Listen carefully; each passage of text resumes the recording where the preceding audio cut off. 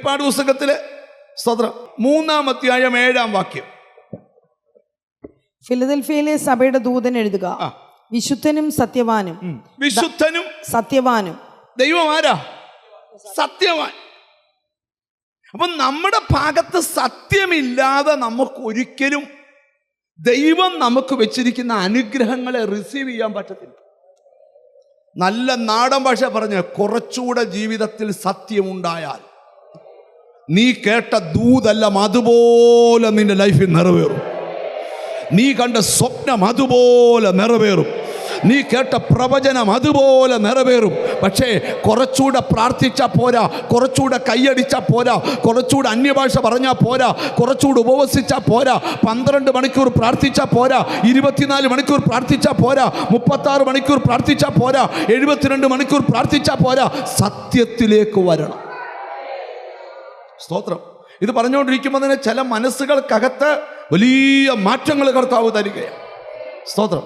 എൻ്റെ കർത്താവിനെ കുറിച്ച് ബൈബിളിൽ അവൻ ദൈവത്തിന് സ്തോത്രം വിശുദ്ധനും സത്യവാനും ദാവീദിന്റെ താക്കോൽ. വിശുദ്ധനും സത്യവാനും ദാവീദിന്റെ താക്കോലുള്ളവനുമായി. കണ്ടോ ദൈവത്തിന്. അപ്പൊ ദൈവം സത്യവാനാണ്.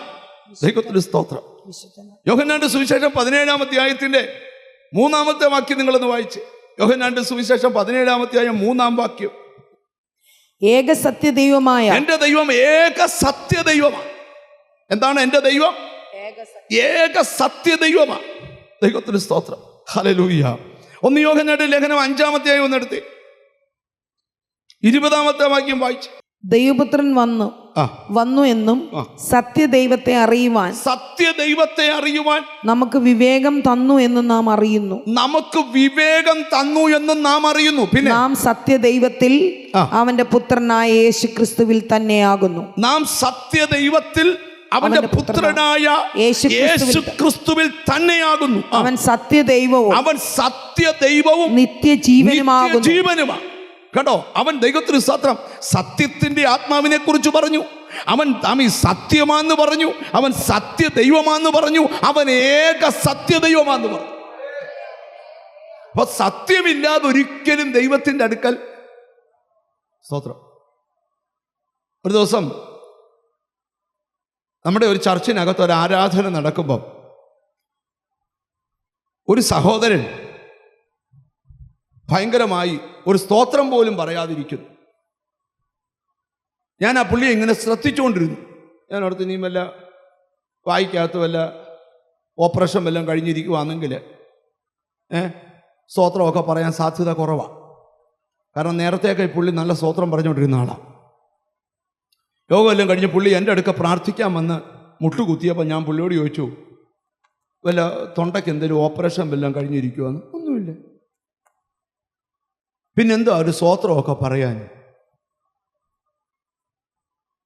പാസ്റ്ററെ, ഞാൻ ഇന്ന് സ്തോത്രം പറയാഞ്ഞേ ഞാൻ സ്വർഗത്തിൽ പോകത്തില്ലെന്ന് എനിക്ക് മനസ്സിലായി. യോ, ഞാൻ ചോദിച്ചു എന്തോ പറ്റി? സ്വപ്നമല്ല. അല്ല, ഞാൻ സത്യം വിട്ട് കുറച്ച് പ്രവർത്തികൾ ചെയ്തു പോയി. ഒന്ന് നന്നായിട്ട് സ്തോത്രം പറയുന്നുള്ളെന്ന് തീരുമാനിച്ചു. ഞാൻ പറഞ്ഞു, നല്ല കാര്യം ഉണ്ടോ സ്തോത്രം. അപ്പോൾ ഇവിടെ ശ്രദ്ധിക്കേണ്ട വലിയൊരു കാര്യത്തിലോട്ടാണ് നിങ്ങളുടെ ചിന്തകളെ ഞാൻ കൊണ്ടിരുന്നത്. ദൈവത്തിൻ്റെ അടുക്കൽ വരുന്നവൻ്റെ ജീവിതത്തിൽ സത്യമുണ്ടാകണം. സ്തോത്രം. എന്നാലേ ദൈവം വച്ച വാഗ്ദത്തങ്ങളെ നിനക്ക് പ്രാപിക്കാൻ കഴിയും. നിന്റെ മേൽ വ്യാപരിക്കുന്ന ആത്മാവിന്റെ പേരും സത്യത്തിന്റെ ആത്മാവെന്ന. സ്തോത്രം. ഇനി ഇച്ചിരുടെ ഗഹനമായ കാര്യത്തിലോട്ട് വരിക. ദൈവത്തിന് സ്തോത്രം. 86-ാം സങ്കീർത്തനം ഒന്നെടുത്തേ.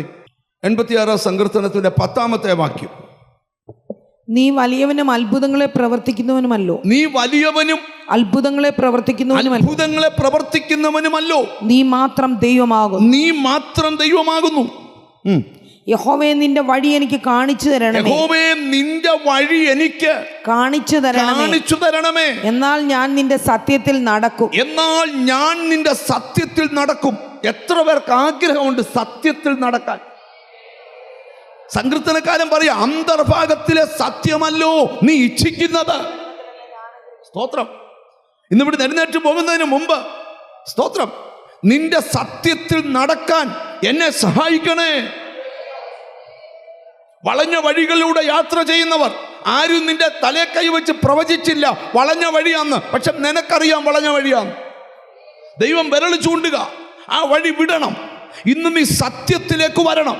കാരണം സത്യത്തിലേക്ക് വരുമ്പോൾ സത്യം നിന്നെ സ്വതന്ത്രനാക്കും. മനസ്സിലായി? തുടങ്ങുന്നവർക്കായി ദൈവത്തിന് സ്തോത്രം ചെയ്യുക. എനിക്കിന്ന് ഇവിടെ ഇരിക്കുന്ന ചിലരോട് പ്രവചിച്ച് പറയാനുണ്ട്. സ്തോത്രം.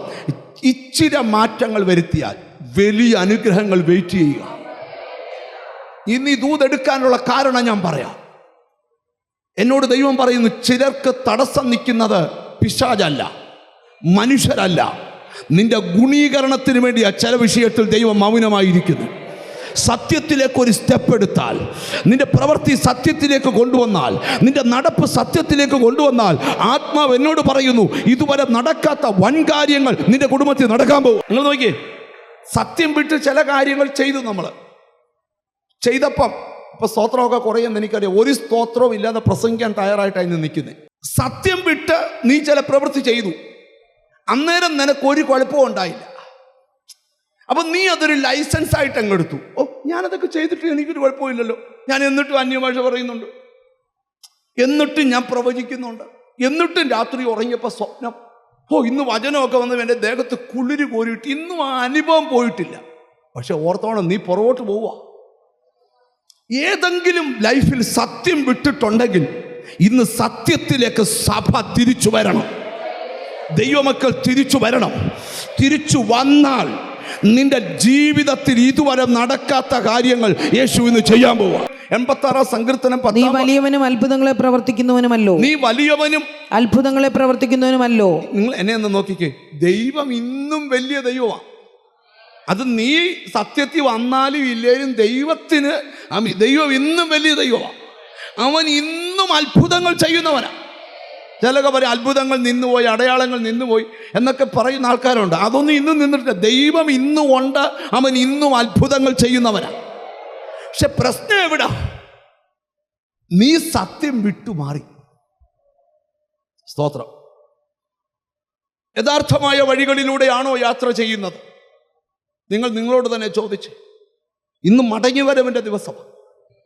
പരിശുദ്ധാത്മാവിൽ സത്യത്തിൻ്റെ ആത്മാവ് നിങ്ങളുടെ മേൽ വസിക്കാൻ കൊതിക്കുന്നു. അവിടെ എഴുതിയിരിക്കുകയാണ്, നീ വലിയവനും അത്ഭുതങ്ങളെ പ്രവർത്തിക്കുന്നവനുമല്ലോ. നീ മാത്രം ദൈവമാകുന്നു. യഹോവേ നിന്റെ വഴി എനിക്ക് കാണിച്ചു തരണം. യഹോവേ നിന്റെ വഴി എനിക്ക് കാണിച്ചു തരണം. എന്നാൽ ഞാൻ നിന്റെ സത്യത്തിൽ നടക്കും. എനിക്ക് കൊതിയുണ്ട് നിന്റെ സത്യത്തിൽ നടക്കാൻ. വേറെ സ്വത്തിൽ എഴുതി, നന്മ ചെയ്യണമെന്ന് ആഗ്രഹിച്ചാലും ഇച്ഛിക്കാത്ത തിന്മ വന്നു പോവുക. ആത്മാവ് എന്നോട് പറയാം, നിനക്ക് ആഗ്രഹമുണ്ട് സത്യത്തിൽ നടക്കാൻ, പക്ഷെ ഏതോ ഒരു സ്പിരിറ്റ് നിന്റെ ചിന്തകളെ അതിൽ നിന്ന് വലിച്ചോണ്ട് പോകുന്നു, നിന്റെ പ്രവൃത്തികളെ വലിച്ചോണ്ട് പോകുന്നു. പരിശുദ്ധാത്മാ പറയാ, ഇന്ന് നിന്നെ വലിച്ചോണ്ട് പോകുന്ന ആ സ്പിരിറ്റ് ബ്രേക്ക് ആകണം. നീ സത്യത്തിലേക്ക് വരണം. നിന്നെ ദേശത്തുനിന്ന് ഒറ്റയ്ക്ക് വിളിച്ചത് ഇങ്ങനെ നിന്ദിക്കപ്പെടാനല്ല, അപമാനിക്കപ്പെടാനല്ല, നിങ്ങളിലൂടെ വലിയ കാര്യങ്ങൾ ചെയ്യാൻ. നിങ്ങൾ ഈ വാക്യത്തിന്റെ മുമ്പിൽ ഞാൻ ഒത്തിരി കാര്യങ്ങളിൽ പൊട്ടിക്കരഞ്ഞു. മനസ്സ് വെച്ചിരുന്നെങ്കിൽ സ്തോത്രം ഇച്ചിലൂടെ സത്യത്തിൽ നടക്കാരുന്നു. മിണ്ടുന്നില്ല. നിങ്ങൾ ശ്രദ്ധിക്കണം. ഞാൻ വലിയൊരു കാര്യത്തിലോട്ടാണ് നിങ്ങളുടെ മനസ്സിനെ കൊണ്ടിരുന്നേ. സത്യത്തിൻ്റെ ആത്മാവ് നിങ്ങളുടെ മേൽ വസിക്കാൻ കൊതിക്കുന്നു. ആ ആത്മാവിൻ്റെ പ്രവൃത്തി നിങ്ങളുടെ ലൈഫിനെ മാറ്റാൻ കൊതിക്കുന്നു. Oh Jesus. നിങ്ങൾ ശ്രദ്ധിക്കും, ചിലപ്പോൾ എനിക്ക് വന്ന കുറ്റബോധം ആയിരിക്കത്തില്ല നിങ്ങൾക്ക് വരുന്നത്. നിങ്ങൾ ശ്രദ്ധിക്കണം, പ്രസംഗിക്കുന്ന പാസ്റ്റർക്ക് ഒരു കുറ്റബോധവുമില്ല. വിശ്വാസികൾ വചനം ആര് റിസീവ് ചെയ്യുന്നോ അവർക്ക് കുറ്റബോധം ഉണ്ടാവും. കുറ്റബോധം ഉണ്ടാകുന്നില്ലെങ്കിൽ നിനക്ക് നല്ല ചികിത്സ ആവശ്യമാണ്. നിങ്ങൾ ശ്രദ്ധിക്കും. ഞാൻ ഇച്ചോട്ട് ലേഖനമായിട്ട് വരിക.